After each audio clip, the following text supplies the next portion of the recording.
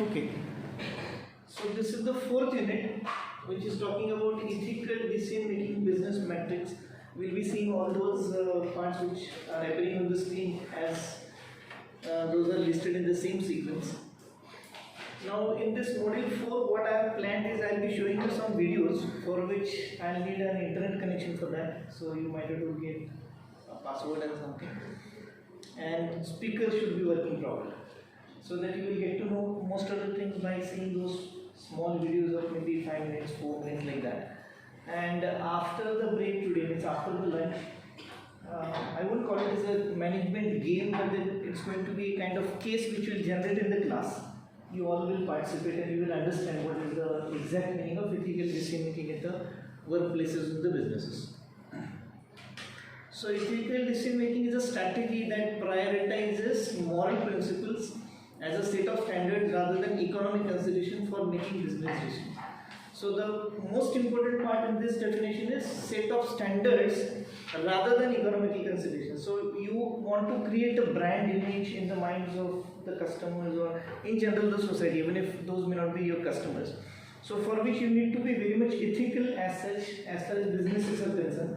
So when businesses are practicing set of certain standards, what we also have been defining as a culture of an organization, a culture of the some company. So they do have certain culture based on which they have certain image of that company in the society at large. So they are talking about the set of standards rather than for the economic consideration. So when you want to create a brand image cannot be expressed in terms of your monetary values. Though there is a concept which we have earlier learnt in some earlier modules where finance people are aware about goodwill. So that is definitely expressed in terms of monetary terminology, which is a part and parcel of your balance sheet as far as my knowledge of finance goes. So balance sheet expresses about your brand image or what you call as a goodwill. So it could be expressed in monetary terminology, but ultimately what is more important for any organization to have a positive image as far as their products are concerned, the services are concerned, the quality of the products and the services are concerned, so that they will definitely be getting the economical benefit out of it. But the intention is not to make more money, intention is to create more brand image or more goodwill. So ethical decision making will be followed or will be required at many times or at many places, at many incidences where there might be something negative happening as far as the image of the company is concerned. That may be because of certain faults or certain shortfalls in the manufacturing processes, certain commitments which are done by the company, those are not fulfilled, maybe certain commitments which are done by the marketing people which may not be the reality. Then there are certain financial terminologies, there are certain financial commitment by the company not followed by the company as committed to the customers. Then there are certain internal issues of HR and with all the departments which are obviously due to the media, which are known to the society as such through the different media, either on the television and nowadays internet. Everything is known to everybody that way. So considering all those matters of fact which is likely to defame the company anyway, so whenever such kind of incidences come, the company people have to think something called as the ethical decision making, where they are supposed to think about if we have got this negative image created about a company for whatsoever reason, they have to rectify it. And how do they do it? I'll be showing you some videos and with some of the known examples as well. But then as this particular slide says, and as a summary of this slide is, it is mainly from the point of view of setting the standards, setting the culture, setting the brand image, setting the goodwill of the company and the positive image of the company in the minds of the customers rather than the economical consideration. So they are not doing it for goodwill, they are not doing it for making more money, but creating a positive impression automatically which will lead into economical consideration. Now this can be done by a simplistic way, a simplistic methodology which you can understand by this model. This is called as an ethical decision making model, where there is a context or there is some kind of facts which have happened. I am still talking more on a theoretical basis, and I will give you the example, these things will be more clear. So there are certain incidences, certain context, certain facts have happened. Then there are stakeholders, means those who are likely to get affected by these things happening. And then there are decision makers who are at the institution or maybe at the corporate level. So they will try to find out alternative actions. They will evaluate each and every action and their possible repercussions or likely impact of that decision, and then they will make the optimal choice. It is as simple as, I don't know whether it is there in other subjects or not, but whenever we do a case study or a case analysis, this is the procedure to be followed. The first part of any case analysis is you try to find out the facts of the case, means which are the things which are mentioned in the case. Now these kind of cases are likely to be there for very many subjects which you have or you will be studying later. So in a case, a real incidence of some company is mentioned. There might be difference in opinion between two people, there might be some cases of accidents happening, there might be pilferage of finances. The case can be of any area. So whenever you are going to study the case, you will get to know the facts of the case, means what actually has happened, who were the people involved, what was the problem related to which particular department, what was the actual problem, then what were the discussions happened, what were the dialogue which happened, what were the conversation happened. So all the things which are actually happened, those are mentioned in the case. That we call the facts of the case. Similarly, whenever we are going ahead with solving of that case, we have to find out again who are the stakeholders, I mean, as far as the case is concerned, who are the people involved in that case. Whether there is a particular department, whether the case is talking about the two people, whether the case is talking about two departmental disputes, whether the case is talking about the customer and company, whether it is about your international policies and finances. So there may be hundreds and thousands of reasons because of which the cases happen. So as a case study, you have to find out who are the ingredients of that case, who are the participants of that case, that should be mentioned. And then the things come where you will have to make a decision about, say, some problem mentioned in the case, how you will sort it out as a manager or as being in that decision making position, how you will be able to come out with a solution. Now whenever there is a problem, there are different ways to find out the solution, rather there are different alternatives of the problem which you may have for the solutions.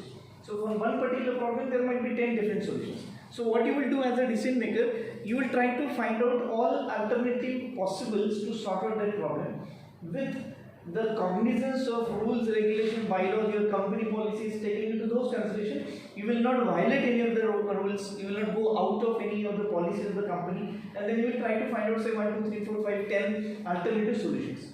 Out of that, as a decision maker, you will have to find out, if I pick up this particular X solution, what is going to be the effect of it. If I pick up, say, Z solution, what is going to be the effect of it, where we are trying to find out impact or repercussions of whichever solution you pick up. So you have to evaluate all pros and cons of all the options which you have come out with, all the alternatives you have come out with, and then you have to come out with only one optimal choice which will be having less losses to both, to the company, to the people involved, as well as the most importantly with reference to the module is your image of the company. Because nowadays with the technology, the things not at all are remaining within the company. Those are always coming onto the surface, and different media is making a heavy and very high hype of all such kind of negative things specifically happening in the company. So from that perspective, every organization, every corporate has to take care about their image in the society.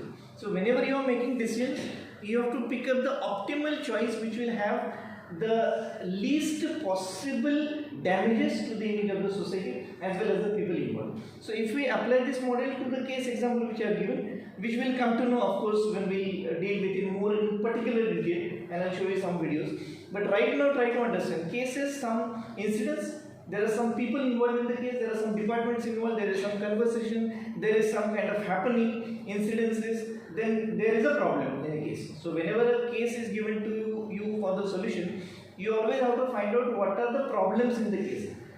It may happen that in the case there might be only one problem, there might be 10 problems. So you have to all list out all the problems. Once you identify the problems here, then you will try to find out the alternate possible solutions for all the problems. Again, you can go depending upon the severity of the case, you will decide out of the 10 problem which is the severest problem that you will try to sort out or that you will try to give more attention to at the start. then you will go to the remaining minor problems. So ultimately at the end of solving of a case, you are supposed to give a solution to whichever problems or whatever number of problems are mentioned in the case. Now when it comes to exam and the question is asked in the exam in the form of case study, usually they won't be asking you 10 problems to sort out because of the time constraint. So if you were 2.5 hours paper, you might have to devote somewhere around half an hour for case question, so that in half an hour you are supposed to read it, you have to think, you are supposed to mention the facts of the case, then find out the problem areas, then solutions, then the best solution. So the last part in any ethical decision making as well as the case study is to pick up the optimal choice, means the choice which is going to sort out almost the entire problem which is mentioned in the case, or maybe number of problems mentioned in the case, without much damage to the people involved as well as to the image. So with reference to this model, we are talking about only ethics in this particular module.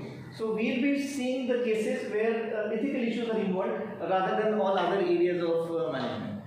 So this model is applicable. You have to recognize, identify, then get the facts, evaluate alternative actions, make the decision, and test, act and reflect on the outcome. So you always have to, whenever you are taking any decision, as a brainy manager, you are supposed to always think about what is going to happen if I take this decision right now.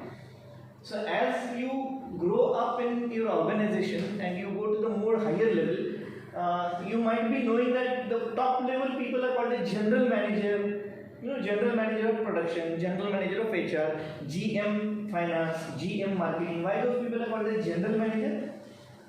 The reason is that they must be able to understand that if one decision if they take, how it is going to affect all other decisions. That vision, I would say, is always available only with the top level management. So therefore those are not called as specific designations. Say for example design engineer, which is he will be doing only particular part of the work, he is only concerned with the design. Say wage and salary administrator, he will be only doing the calculation of wages, salaries, compensation, benefit, allowances, etc. So his focus and he is more oriented towards only one part of the job. He may not be knowing what happens to the other departments, to the other parts of the organization because of maybe his mistakes and all. So as against that, general managers are supposed to know and they are supposed to understand if they are working at let's say general manager production, if he makes any decision, how that decision is going to affect all other departments, that vision general managers have. And from that point of view, you must always think about outcome. So whenever general managers have their meetings for taking a very broader decision to be made in the corporate, they always think from all the perspectives. To give you a very simple and a very raw example, if suppose a company decides to go for internationalization, the company wants to have say exports of their product which they have never been doing. So they decide now let us focus only on countries which are, let's say, Southeast Asian countries. So we'll restrict ourselves to Asia only, then we'll go to other continents. So we'll go to the first countries which are likely to purchase our product, because that kind of that quality products may not be available in their country. So as a company, I decide to go for internationalization. As a diversification, I'll try to sell and say initially I'll just take care about only one country or maybe two countries in the Southeast Asian market, and then I'll decide to go there. Now this appears to be a very small decision. When you're listening that we simply decide to make an export of our product to one country from Southeast Asia, let's say Singapore or maybe Malaysia, any country on that belt. So if we decide to take this decision of exporting our product, lot many things are to be thought about. Whenever we are exporting the product, the first thing comes is about exim policies of our country. Then what are their policies when they are importing something from other country? What are the duties? What are the taxes? What about transportation? What about production there? Whether you will be producing here and only supplying there, or whether you will have a production plant there itself. If you have got a production plan there, then there are a lot of financial repercussions which you have to think about. So not many things are to be thought over by just one single decision taken by, let's say, board of directors, and they have communicated to all the general managers to discuss on this further. So when GM people will be having a discussion, they have to think about if one export matter to be done or one export activity to be done under, let's say, production supply chain, and then it will be passed on to marketing people, how they will be doing it. It will be passed on to the finance people, what are going to be the financial burdens on the company. Then maybe it will go to R&D, it will go to HR, whether it will be hiring the local people people from that country, or whether you'll be putting the people from our country on a specific assignment there. So lot of decisions to be made. So one decision declared by a board of directors of the company, it is likely to affect all the departments, and that how is it going to affect the entire company, that vision only the general manager people have. Therefore, they are called as general managers. Which generally they should be able to understand what a smaller decision taken by them is likely to affect all other departments. That is the meaning and that is the understanding. So with reference to this particular figure, the most important part from the point of view of general managers is going to be what is going to be the outcome of the decision whatever they take. So how their single decision is going to affect the all other departments, that has to be thought over. And of course we are seeing this from ethical point of view. Few examples will be making clear. Now this will be doing it after the break, means after the lunch, so that it will be easier. Once I give you some examples, you will get a direction, and hopefully by that time more people will also join the class. So this is again another model, theoretical model so to say, but then it's in the same way, which says it starts from here. Look for the ethical issues, they are always present with varying intensity. I don't remember whether I've given you that example in your class or something. Anyway, so let's keep that example. So for anything which has come up onto the anvil or onto the surface, that there is some say negative spray, negative publicity about your product that is there in the market. So you have to identify what are the ethical issues about the product, about the service, about a particular incident which has happened in your company. So you have to identify the ethical issue. What is the ethical issue there? Gather the facts. The same process is again in a kind of old wine in a new bottle. It's in a different format. So gather the facts, look out on missing, distorted information, think critically.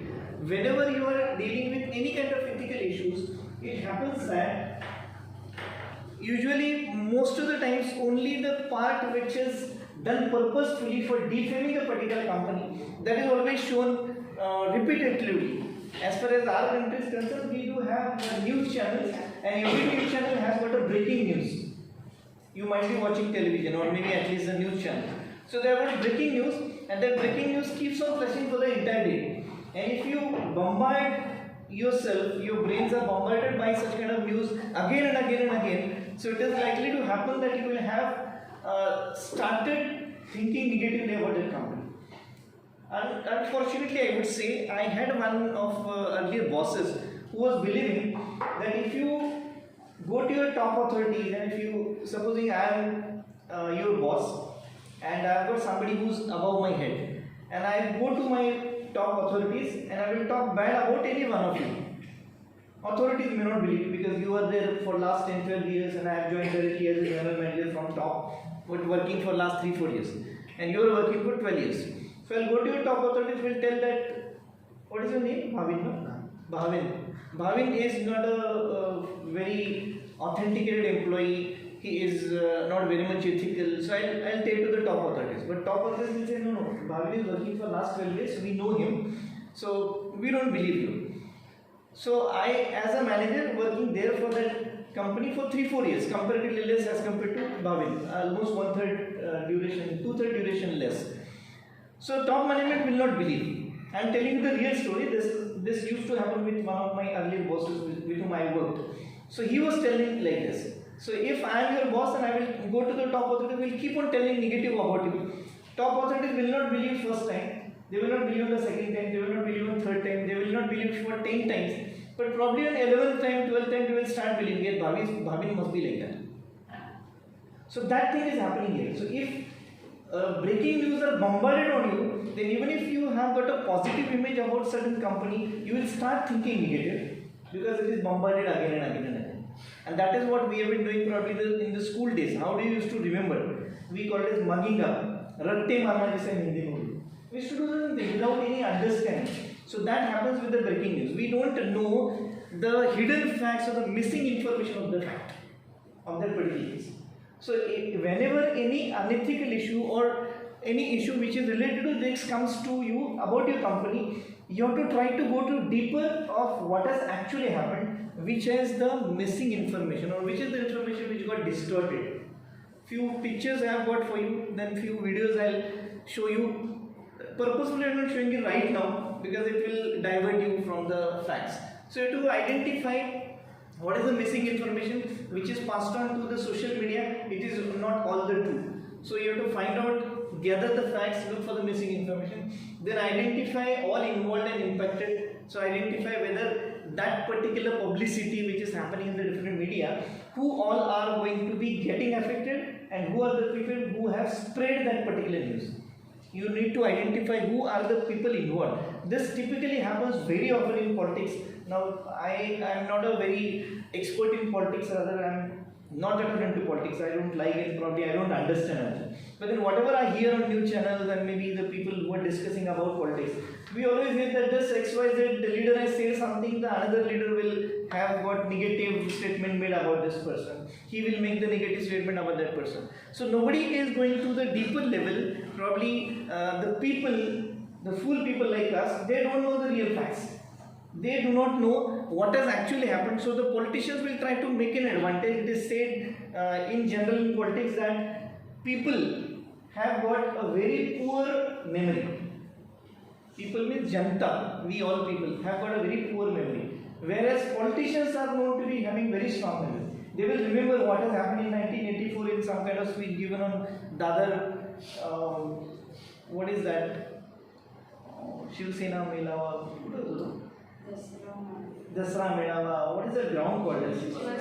Shivaji Park. So some leader has said in 1984 in Shivaji Park, Dasra Mela, some statement is made. Politicians will remember in 2022 as well. And they will keep on. We have got a very excellent word in Marathi. I don't know how to translate it in English. We call it chikhal fake karni. Chikhal fake means, I don't know how do you translate in English. Throwing the mud could be the word-to-word translation, but I don't know it really means the same in English. So it simply means that you are trying to defaming or using bad words about somebody. But as a defender, if you are say owning to that particular party and I want to defend my party, I want to disagree with the person who's throwing the mud on me, so I need to know all the facts. Who are the people involved? Who are likely to get impacted? So that is the next step which we have to find out. Then identify the values involved. Now, whenever all the political parties are talking about one another, the same thing happens in the corporate world also. There is a really tough thing called as a competition in the corporate world. And when you have got different brands having different brand names and they want to promote their product more as compared to their competitors, they have also proven, with some videos I'll show you, they have also proven to be go to any extent to promote their brand and probably spread the negative publicity about the competitor brands. That should not be happening. So the ethical issues or the values are to be identified. What is the real issue, whether it is related to ethics or whether it is related to the facts that is to be found out.